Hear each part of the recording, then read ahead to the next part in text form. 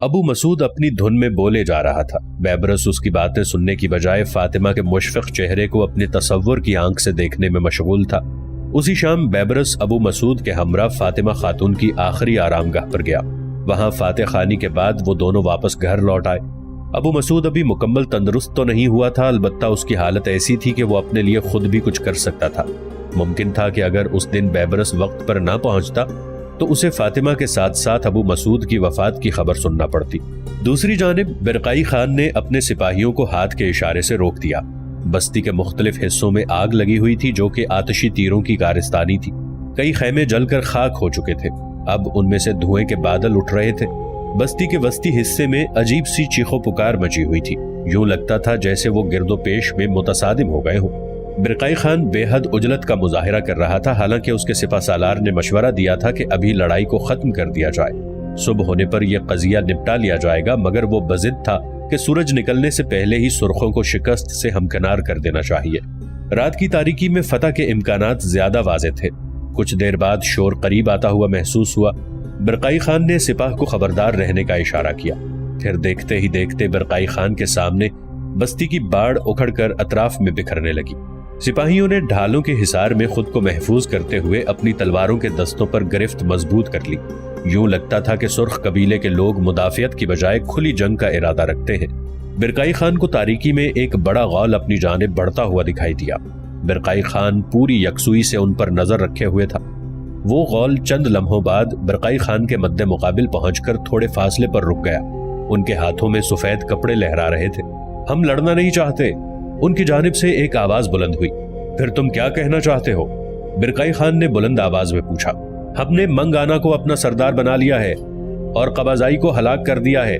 سرخ قبیلہ قائد اعظم کے احکامات کی پیروی کرنے میں ہی فخر سمجھتا ہے۔ ہم خلوص دل سے اطاعت گزار ہیں۔ منگانا کو آگے پیش کرو، برقائی خان نے تیز آواز میں کہا۔ ایک عمر رسیدہ شخص اس مجمع سے نکل کر آگے بڑھا اور اس نے آگے بڑھ کر اپنی تلوار برقائی خان کے قدموں میں رکھ دی۔ وہ مسلمان قیدی کہاں ہے؟ برقائی تلخی سے بولا۔ وہ منکانا پر بھی اعتماد کرنے کو تیار نہیں تھا۔ اسے کل رات یہاں سے کوئی بھگا لے گیا ہے، منکانا گردن جھکائے بولا۔ تم جھوٹ بولتے ہو، برقائی خان آپے سے باہر ہونے لگا۔ مجھے ہر قیمت پر وہ شخص ابھی اور اسی وقت چاہیے، لیکن وہ اب یہاں نہیں ہے۔ آپ میری بات پر یقین کریں، میں بالکل سچ کہہ رہا ہوں۔ کیا تم مجھے بچہ سمجھتے ہو کہ میں تمہاری بات پر آنکھیں بند کر کے یقین کر لوں گا؟ مجھے ابھی اور اسی وقت وہ چاہیے، ورنہ میں سرخ قبیلے کا ہر فرد قتل کر دوں گا۔ برقائی خان غصے سے بپھرنے لگا۔ ہماری جانیں آپ کے حضور موجود ہے، چاہے جتنے سر اتار لیجئے، مگر وہ واقعی کل رات فرار ہو گیا ہے یا اسے کوئی مددگار یہاں سے لے گیا ہے؟ منکانا بے بسی کے عالم میں بولا۔ برقائی خان اس کے لہجے اور صاف گوئی پر گومگو کا شکار ہونے لگا۔ ٹھیک ہے، تم اسی وقت اپنی بستی میں واپس جاؤ۔ میں صبح اس بات کا فیصلہ کروں گا کہ تم کتنا سچ بول رہے ہو اور کتنا جھوٹ۔ میری سپاہ تمام رات بیدار رہے گی۔ اگر تم نے ایسی ویسی کوئی حرکت کی تو یاد رکھنا کہ میں ایسی خوفناک سزا دوں گا کہ دوسرے قبائل عبرت پکڑیں گے۔ برقائی خان پھنکارتا ہوا بولا۔ وہ اسبات میں سر ہلاتا ہوا واپس لوٹ گیا۔ اس کے عقب میں تمام لوگ بھی واپس بستی میں لوٹ گئے۔ ان کے جاتے ہی برقائی خان نے ایک دستے کو حکم دیا کہ وہ فوری طور پر بستی کے گرد لگائی گئی کانٹوں کی تمام باڑ ہٹا دے اور خیمے نصب کر لیے جائیں۔ صبح سورج نکلنے سے قبل ہی وہ لوگ ایسا انتظام کر چکے تھے کہ بستی میں سے کسی شرارت کا منہ توڑ جواب دیا جا سکتا۔ سپہ سالار برقائی خان کی اس حکمت عملی پر بے حد نالاں تھا، کیونکہ اس کا خیال تھا کہ رات بھر سپہ کو بیدار رکھنے سے اگر صبح بستی کی جانب سے کوئی حملہ ہوا تو وہ انہیں بہت مہنگا پڑے گا۔ برقائی خان اس کے نظریے سے متفق نہیں تھا۔ سورج جب خاصا بلند ہو گیا تو منکانا خود بستی سے باہر نکل آیا اور اس نے برقائی خان کو ایک بار پھر سمجھانے کی کوشش کی۔ برقائی خان کو یہ خدشہ تھا کہ کہیں انہوں نے مطیع الدین کو ہلاک نہ کر دیا ہو اور اب اپنے جرم پر پردہ ڈالنے کے لیے فرار کی من گھڑت کہانی سنا رہے ہو۔ منکانا کے لہجے سے سچائی جھلک رہی تھی۔ برقائی خان اس کے اصرار پر پریشان سا ہو گیا۔ مطیع الدین کو فرار ہونے میں کون مدد کر سکتا ہے؟ کہیں ایسا تو نہیں کہ قبضائی خان نے اپنے کسی حلیف کو ایسی حرکت کے لیے اکسایا ہو؟ اس نے موقع واردات پر خود جا کر جانچ پڑتال کا فیصلہ کیا۔ وہ محافظ دستے کے ہمراہ بستی میں داخل ہوا۔ بستی کے بیچوں بیچ قبضائی خان کی کٹی پٹی لاش پڑی تھی۔ برقائی خان پہلی نگاہ میں اسے پہچان گیا۔ برقائی خان نے اس لاش کو روایات کے مطابق جلانے کی ہدایت کی تو کچھ لوگوں نے آگے بڑھ کر اس لاش پر ایک بڑا کپڑا ڈال دیا۔ وہ منکانا کی رہنمائی میں اس خیمے تک آیا جہاں مطیع الدین کو اسیر کیا گیا تھا۔ خیمے کے گرد کٹی پھٹی زنجیروں کے ٹکڑے موجود تھے۔ برقائی خان نے زنجیر کے ایک ٹکڑے کو اٹھایا اور غور سے دیکھنے لگا۔ کٹا ہوا حصہ خاصا مجروح دکھائی دے رہا تھا۔ یہ کسی بڑی قینچی کا کمال ہی ہو سکتا تھا۔ کاٹنے والے نے بڑی مہارت کا ثبوت دیا تھا کہ اس زنجیر کو کٹ لگانے سے پہلے ہی کمزور کر دیا تھا۔ دوسرے ہی لمحے برقائی خان کے چہرے پر اطمینان سا پھیل گیا۔ اسے منکانہ کی سچائی پر یقین ہو چکا تھا۔ وہ اس فرد تک پہنچ گیا تھا جو زنجیریں کاٹنے کا ماہر تھا۔ برقائی خان نے سرخ قبیلے سے اطاعت اختیار کیے رکھنے اور بغاوت سے گریز پر چھوٹا سا خطاب کیا۔ منکانہ کو باضابطہ طور پر قبیلے کا سردار مقرر کیا گیا۔ منکانہ اس کی آمد پر شاندار ضیافت کرنے کا خواہش مند تھا، مگر برقائی خان نے اس سے معذرت کرتے ہوئے اپنی سپاہ کو شمال کی جانب کوچ کا حکم دیا۔ سپہ سالار نے چو چرا کرنا چاہی، جس پر برقائی خان نے اسے واپس سرائے روانہ کر دیا۔ ادھر 12 محرم 637 ہجری میں نجم الدین ایوب کو اطلاع ملی کہ اس کا چچا عماد الدین اسماعیل حاکم بالبک اپنے بھتیجے الملک المجاہد اسد الدین شیر کو حاکم حمص کے ساتھ الحاق کر کے اپنی سپاہ کے ساتھ دمشق کی جانب روانہ ہو گیا ہے۔ اس کی آمد کے راستے کا پتہ چلتے ہی نجم الدین ایوب نے فوری طور پر آگے بڑھ کر جنگ لڑنے کا فیصلہ کر لیا۔ اپنے لشکر کے ساتھ وہ 16 محرم 637 ہجری کو بصرہ سے نکلا اور 3 دن کی مسافت کے بعد نابلس کے مقام پر پہنچ گیا۔ اس نے اسی مقام کو فیصلہ کن مبارزت کے لیے منتخب کیا۔ اس کے ہمراہ 10,000 کے قریب افواج تھی، جن میں عمائدین سلطنت اور امراء بھی شامل تھے۔ نجم الدین ایوب اپنے چچا کو منہ توڑ جواب دینے کی حکمت عملی بنا رہا تھا کہ تیسرے دن مخالف لشکر اس کے سامنے پہنچ گیا اور اس نے میدان جنگ میں اپنے خیمے گاڑنا شروع کر دیے۔ نجم الدین ایوب نے جنگ سے پہلے روایتی سفارت روانہ کی تاکہ لڑائی کے بجائے افہام و تفہیم کی راہ نکالی جا سکے۔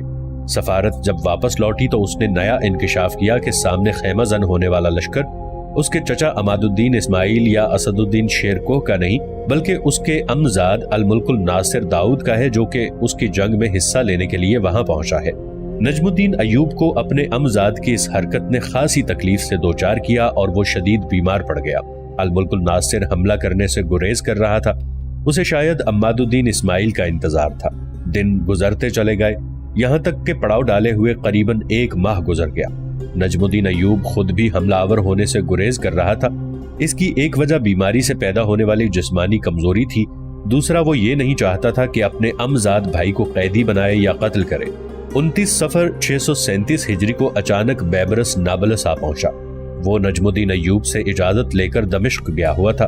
ابو مسعود کی تیمارداری میں اس نے 1 ماہ گزار دیا۔ جب ابو مسعود مکمل طور پر صحت یاب ہو گیا تو اس نے بصرہ روانہ ہونے کا قصد کیا، مگر نجم الدین ایوب کے بارے میں جب معلوم ہوا کہ وہ نابلس میں خیمہ زن ہے تو وہ سیدھا وہاں چلا آیا۔ اس نے آتے ہی نجم الدین سے رازداری سے تنہائی میں ملاقات کی۔ اس نے جب یہ انکشاف کیا کہ عماد الدین اسماعیل نے دوسری راہ اختیار کرتے ہوئے دمشق پر قبضہ کر لیا ہے تو نجم الدین ایوب بے حد پریشان ہوا۔ اس کا جاسوسی نظام اس موقع پر بری طرح سے ناکام ثابت ہوا تھا۔ عماد الدین اسماعیل نے اسے غلط راہ پر لگا کر بغیر جنگ کیے دمشق پر قبضہ کر لیا تھا۔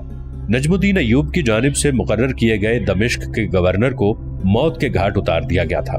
نجم الدین ایوب نے فوری طور پر دمشق روانہ ہونے کا فیصلہ کیا۔ اس نے چلنے سے پہلے اپنے بااعتماد اتباع اور عمائدین کے ساتھ نئی صورتحال پر مشورہ کیا اور انہیں اپنے فیصلے سے آگاہ کیا۔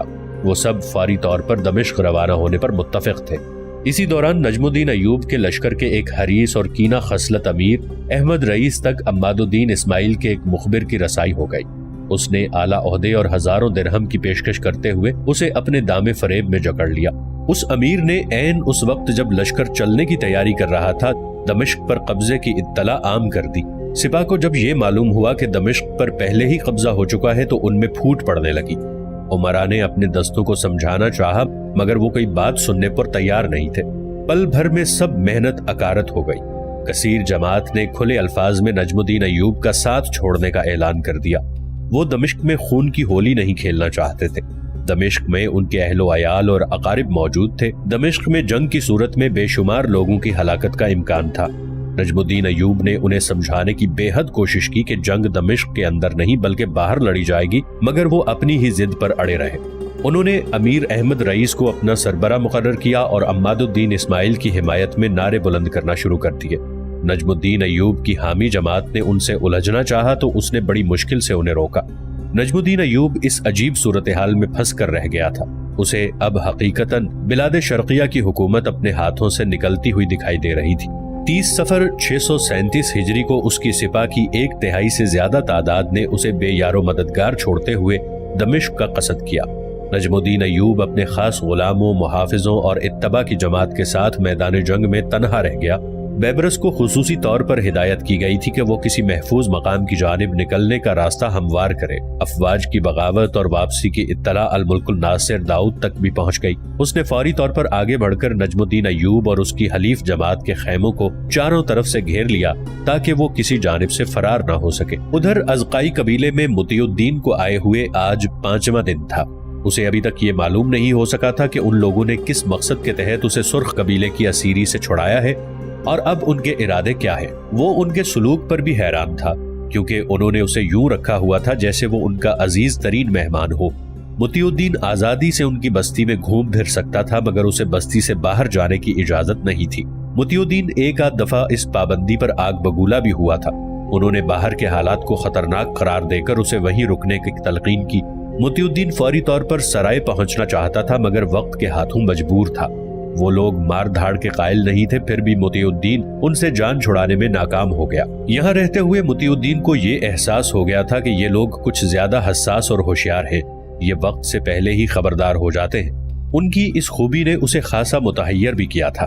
برقائی خان کے بعد اگر وہ کسی سے اتنا متاثر ہوا تھا تو وہ ازقائی قبیلہ تھا۔ مطیع الدین نے آج ٹھان لیا تھا کہ وہ سردار مانجی خان سے خود بات کرے گا کہ اسے روانہ ہونے کی اجازت دی جائے، اسی لیے وہ اسے ڈھونڈتا ہوا اس کے مکان تک آ پہنچا۔ سردار مانجی خان نے اس پر اچٹتی نگاہ ڈالی اور اپنے کام میں مگن ہو گیا۔ سردار، میں کچھ کہنا چاہتا ہوں۔ میں جانتا ہوں تم یہاں سے جانے کی بات کرو گے، مگر میں نے تمہیں پہلے ہی کہہ دیا ہے تم ابھی یہاں سے نہیں جا سکتے۔ باہر خطرہ ہے، سرخ قبیلے کے لوگ تمہیں کتوں کی مانند ڈھونڈ رہے ہیں۔ اگر تم اپنی زندگی سے اتنے ہی اکتا چکے ہو تو یہیں کسی سے خنجر لو اور اپنا کام تمام کر لو۔ بات کرنے کے ساتھ ساتھ وہ سر جھکائے اپنے کام میں مصروف رہا۔ پھر یہ بھی بتا دو کہ تم نے مجھے درندہ صفت سرخ قبیلے کے چنگل سے کیوں چھڑایا تھا؟ میں اس امر کی وضاحت کی ضرورت نہیں سمجھتا، وہ قدرے ناگواری سے بولا۔ عجیب بات کر رہے ہو تم۔ مطیع الدین اس کے رد عمل پر تل ملا اٹھا۔ تمہاری بہتری اسی میں ہے کہ تم اپنے خیمے میں جاؤ اور آرام کرو، کھاؤ پیو، عیش کرو۔ جب وقت آئے گا تو میں خود تمہیں سرائے پہنچا دوں گا، سردار مانجی خان نے نصیحت آمیز لہجے میں کہا۔ اگر میں تمہاری بات ماننے سے انکار کر دوں؟ مطیع الدین نے اپنی بات ادھوری چھوڑ دی۔ سردار مانجی خان نے اس کی جانب ایک نظر ڈالی اور استہزائیہ انداز میں مسکرانے لگا۔ تم ایسا نہیں کر سکو گے، کیونکہ تمہیں یہ بھی معلوم نہیں کہ تم اس وقت کہاں موجود ہو، اور یہاں سے تنہا نکلنے کی صورت میں میلوں دور تک تمہیں کوئی ایسا فرد نہیں ملے گا جو سرائے تک پہنچنے میں تمہاری رہنمائی کر سکے۔ تم ہمارے محتاج ہو، یاد رکھو مسلمان کسی کا محتاج نہیں ہوتا، مطیع الدین پرعزم لہجے میں بولا۔ زیادہ جذباتی ہونے کی کوئی ضرورت نہیں، ہوش کے ناخن لو۔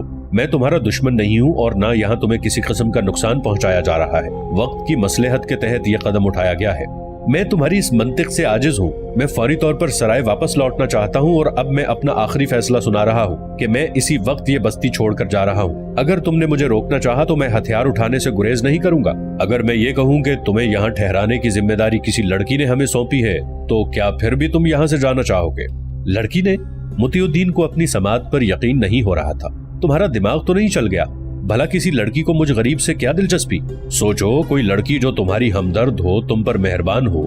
مانجی خان دھیمے سے مسکرایا۔ مطیع الدین حقیقتاً پریشان ہو گیا تھا۔ ایک لمحے کے لیے اس کے ذہن میں گل وقوز کا چہرہ ابھرا تھا، مگر اس نے اس خیال کو رد کر دیا تھا۔ گل وقوز کا ان لوگوں سے کیا واسطہ؟ وہ گومگو کی حالت میں کھڑا تھا۔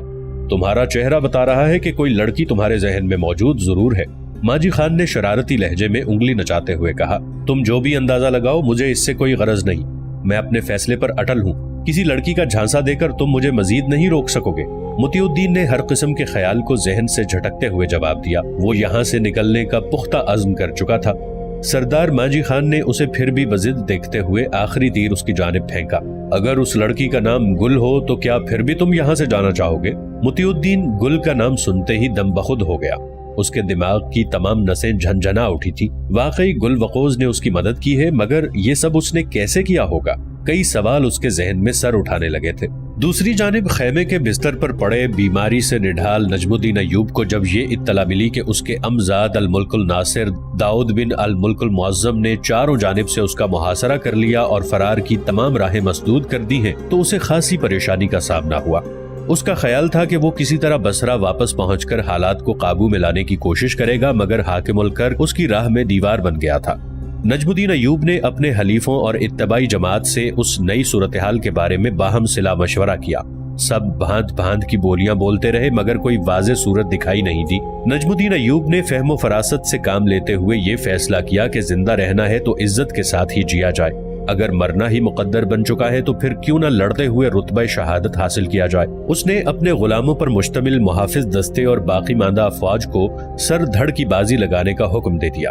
बैबरस को इस मुहाफिज दस्ते का अमीर मुकर्रर किया गया। बैबरस के लिए किसी दस्ते की क़यादत करना बिल्कुल नई बात थी। उसे सिपाह को साथ लेकर जंगी हिकमत अमली तश्कील देने का कोई खास तजर्बा भी नहीं था। वो कड़े हालात के शिकार आका की हुक्म-उदूली भी नहीं करना चाहता था। उस काम में अबू खुवैलद ने उसकी काफी मदद की। नई सूरत हाल से निमटने के लिए उसने खैमों के चारों जानिब मुहाफिजों का ऐसा जाल बिछाया था कि मुखालिफ सिपाह को नजमुद्दीन अय्यूब तक पहुंचने से पहले काफी नुकसान उठाना पड़ता। इसी दौरान बहाउद्दीन ज़ुहैर ने नजमुद्दीन अय्यूब के साथ तन्हाई में तवील मुलाकात की।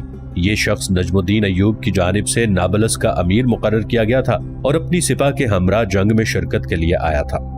उसने अपनी तजवीज पेश की कि अल मुल्कुल नासिर से एक बार फिर जंगबंदी और सुलहजुई की सिफारत की जाए और अफहाम तफहीम की कोई राह निकाली जाए, ताकि हमारी मुट्ठी भर सिपाह के जान का बेमकसद जिया न हो। उसने उम्मीद जाहिर की कि मुमकिन है कि हमारी सिफारत कामयाबी से हमकिनार हो। नजमुद्दीन अय्यूब ने उसकी सलाह को तरजीह देते हुए बहाउद्दीन ज़ुहैर ही को अपना सफीर मुकर्रर करते हुए अपने अमजाद अल मुल्कुल नासिर के पास रवाना कर दिया। बहाउद्दीन ज़ुहैर बेहद होशमंद और दूर अंदेश शख्स था। उसने अल मुल्कुल नासिर से इस अंदाज से बातचीत शुरू की कि उसने बाआसानी जंग की बजाय अमन की राह पर चलने पर आमादगी जाहिर कर दी। दोनों लश्करों के दरमियान ये सिलसिला कुछ दिनों तक चलता रहा। अल मुल्कुल नासिर ने नजमुद्दीन अय्यूब की हिफाजत की जिम्मेदारी कबूल करते हुए ये तजवीज पेश की कि नजमुद्दीन अय्यूब को बज़ाहिर उसके कैदी की हैसियत से अलकर्क चलना होगा, उसके साथ मुनासिब सलूक किया जाएगा। जो ही हालात साजगार हुए तो मैं उसे बाइज्जत रिहा कर दूंगा। अगर नजमुद्दीन अय्यूब ये समझता है कि मेरी नीयत में कोई खोट है तो वो अभी इसी वक्त बसरा की जानिब लौट सकता है, मगर वो उस बात को ज़हन नशीन रखे कि अम्मादुद्दीन इस्माइल उसे अपने लिए खतरा जानकर उस पर हमला करने से बाज नहीं आएगा। और ये यकीनी बात है कि ताकत की अदम मौजूदगी में नजमुद्दीन अय्यूब उससे न सिर्फ शिकस्त खा जाएगा बल्कि मौत के घाट भी उतार दिया जाएगा। अगर उसे मुझ पर जरा सा भी भरोसा है तो वो मेरा साथ दे। बहाउद्दीन ज़ुहैर ने अल मुल्कुल नासिर की पेशकश नजमुद्दीन अय्यूब के सामने रख दी। नजमुद्दीन अय्यूब पहले तो अपने अमजाद की बात सुनकर रंजीदा हो गया। वो पहले ही अपनी सिपाह के बागियाना रवैये से सख्त आजुर्दा था। उसे अब बसरा और नाबलस की बाकी मांदा अफवाज पर भी कामिल भरोसा नहीं था। मजबूरन उसने अपने अमजाद अल मुल्कुल नासिर दाऊद की ये पेशकश कबूल करने का फैसला कर लिया और 22 रबीउल अव्वल 637 हिजरी बरोज हफ्ता अपने इत्तिबा और हलीफों की जमात के साथ खुद को अल मुल्कुल नासिर के हवाले कर दिया। नजमुद्दीन अय्यूब ने अपनी बाकी मांदा सिपाह को वापस बसरा और नाबलस लौट जाने का हुक्म दे दिया। बहाउद्दीन ज़ुहैर ने नजमुद्दीन अय्यूब की इताअत को ही अपने लिए पसंद किया और नाबलस की इमारत तर्क करते हुए अलकर्क की राह ली। अल मुल्कुल नासिर दाऊद उनके साथ बेहद इज्जत से पेश आया और उन्हें अपने साथ लेकर अलकर्क शहर चला आया। उसने अपने इक़्तिदार के तहफ़्फ़ुज़ के लिए बज़ाहिर नजमुद्दीन अय्यूब को एक किले में नजरबंद कर दिया था। यहाँ नजमुद्दीन अय्यूब और उसकी जमात को खुफिया तौर पर तमाम मुराद मुहैया की गई थी और किसी किस्म की तकलीफ भी नहीं दी गई। नजमुद्दीन अय्यूब अपने अमजाद पर भरोसा तो किए हुए था, मगर वो अपनी हिफाजत से जरा गाफिल नहीं था। अबू खुवैलद, गाजी जान और बैबरस उसके खास और वफादार गुलाम थे, जिन्हें खुसूसन आंखें खुली रखने की हिदायत की गई थी। गाजी अब्दुल्ला शाफई बिलादे मिस्र की हुकूमत में शामिल एक बाएतमाद अमीर था। जैसा कि पहले भी बयान किया जा चुका है कि अयूबी खानदान में वक्त गुजरने के साथ साथ अयूब और नकाइस पैदा होते चले गए जो उनके जवाल का बायस बनने लगे। सलाहुद्दीन अयूबी के पोतों और पड़पोतों में अपने अपने इक़्तिदार की हवस बेहद उरूज पर दिखाई देती थी। वो अपने भाइयों और बेटों के खिलाफ नसारा से मदद लेने से भी नहीं चूकते थे। उन्हें इस बात से कोई गरज नहीं थी कि नसारा उनके दोस्त नहीं है। वो उनकी मदद करने के साथ साथ आहिस्ता आहिस्ता उन्हें कमजोर करके इस सरजमीन से निकाल बाहर करना चाहते हैं। वो हाल के पीछे भाग रहे थे, माजी से इबरत लेने का किसी के पास वक्त नहीं था। مستقبل کس چڑیا کا نام ہے، اس بارے میں کچھ جاننا ان کے لیے بے معنی اور بے مقصد تھا۔ عیش و نشاط کی رنگ رلیوں میں ڈوبے ان سلطانوں کی ذات پر جب کبھی کوئی آنچ آتی تو ہی یہ نصارہ کو سبق سکھانے کا رخ کیا کرتے۔ بلاد شرقیہ، بلاد عرب، بلاد شام، بلاد یمن، بلاد عراق و فارس اور بلاد افریقہ پر ایوبی سلطانوں کی حکومت پھیلی ہوئی تھی۔